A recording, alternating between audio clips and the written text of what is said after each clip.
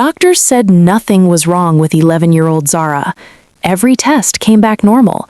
No infection, no fever, no broken bones. But every week she seemed to be getting worse. Her stomach hurt every morning, her skin erupted in red patches, and some nights she woke up with her heart racing so hard she thought it might break through her chest. Hospitals couldn't explain it, but somewhere far away, an 81-year-old woman with a garden believed she could. The doctor said there was nothing wrong with Zara. No fever, no infection, no broken bones, but something inside the 11-year-old girl had been quietly breaking for months, and no pill, no syrup, no weekend trip to the hospital could seem to fix it. Her stomach ached almost every morning. Her skin had been flaring into angry red patches since winter, and she couldn't sleep through the night without waking at least twice, heart pounding for no reason she could name. Her mother, Dr. Amara Osei, a respected physician at one of the busiest hospitals in the city, had run every test she could think of. Every result came back the same. Normal. But nothing about Zara felt normal. One evening, her father watched her push rice around her plate and sighed. "I think she needs a break from the city," he said. "Send her to your mother's for the summer." Dr. Amara went quiet. She hadn't visited her own mother, Nana Adwa, in almost 3 years. The old woman lived 4 hours away in a village called Nkinkim, a place without traffic lights, without a single pharmacy, and, as far as Amara was concerned, without the kind of medicine she trusted. Nana Adwa grew things in her yard. She made teas, strange-smelling soups, pastes from roots and leaves. She talked about plants the way other people talked about old friends. Amara had spent years in medical school learning science. Somewhere along the way, she had quietly left those old lessons behind. But Zara was miserable, and nothing else was working. So the following Saturday, Zara sat in the backseat of a car, watching the city disappear behind her. Tall buildings shrank. Roads narrowed. The air slowly turned greener. And as they turned down a red dirt road toward a small mud brick house surrounded by a wild garden, Zara wondered something she couldn't quite explain. How could a garden possibly do what hospitals couldn't? Nana Adwoa was not what Zara expected. She had imagined someone fragile. Instead, the 81-year-old woman stood barefoot in the middle of the garden, arms deep inside a bush of dark leaves, humming quietly. She wore a faded yellow dress and a headscarf the color of red earth. When she saw the car, her face broke into a wide smile. "Zara," she said warmly, as if she had been expecting her for years. The garden itself was unlike anything Zara had seen before. It wasn't organized into neat rows. Plants grew in layered clusters. Tall ones shaded the smaller ones. Vines climbed wooden sticks. Flowers bloomed beside vegetables. Nothing was separated. "Plants are neighbors," Nana Adwoa would later say. "They grow better together." The smell of the garden was overwhelming, earthy, sweet, sharp, alive. Zara's mother stayed only one night before returning to the city. The next morning, Zara woke to birds singing and something bubbling in the kitchen. "Come," Nana Adwoa said. "Your stomach has been unhappy. We start there." On the table sat a strange, knobbly root. "Ginger," Nana Adwoa said as she sliced it, "the warrior root." She dropped the slices into boiling water and added honey. "Your mother's science books call it Zingiber officinale," she said. "People have used it for over 5,000 years." Zara raised an eyebrow. Nana smiled. "The Chinese used it for nausea. Indian medicine used it for digestion. Arab traders carried it across continents." She stirred the pot slowly. "Inside this root is something called gingerol. It calms inflammation in the stomach and helps the muscles of the gut relax." Zara drank the tea slowly.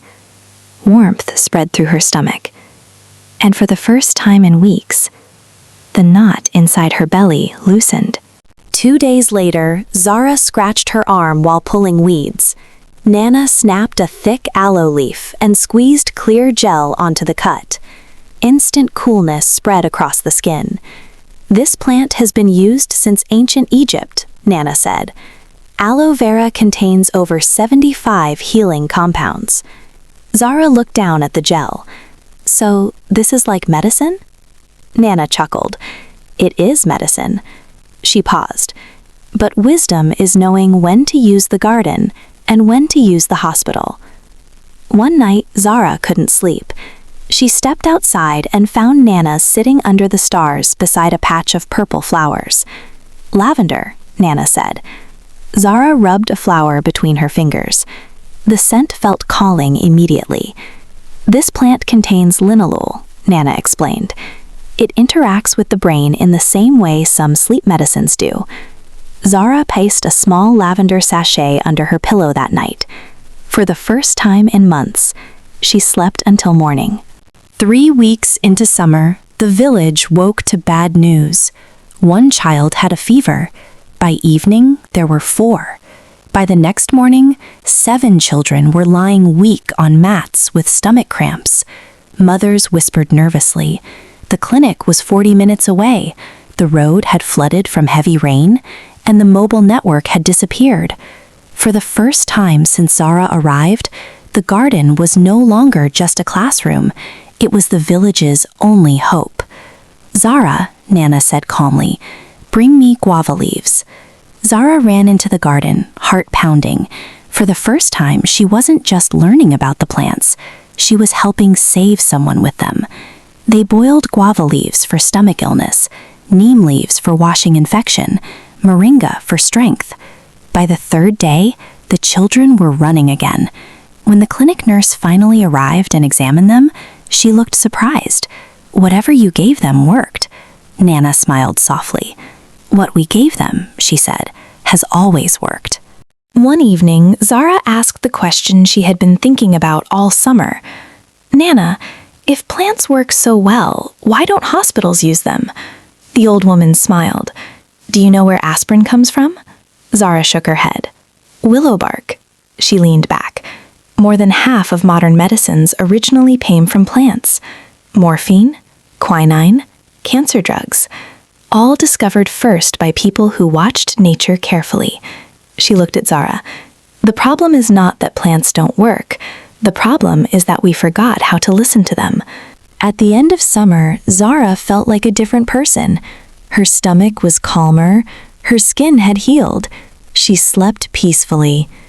On the final night, she and Nana wrote a journal together, 43 pages of plant knowledge. When her mother returned, she walked slowly through the garden. Then she stopped beside a small plant near the path. "You used to make tea from this," Amara said quietly. Nana looked at her.